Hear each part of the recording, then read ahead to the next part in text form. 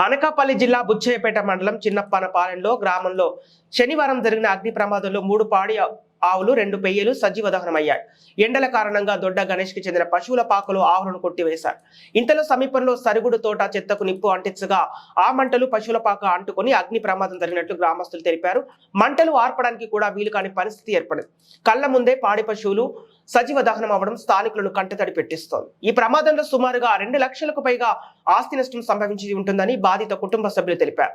సిబ్బంది సమాచారం అందించడంతో అగ్నిమాపక సిబ్బంది సంఘటన స్థలానికి వెళ్లి మంటలు ఇతర ప్రాంతాలకు వ్యాపించకుండా అదుపు చేస్తున్నారు.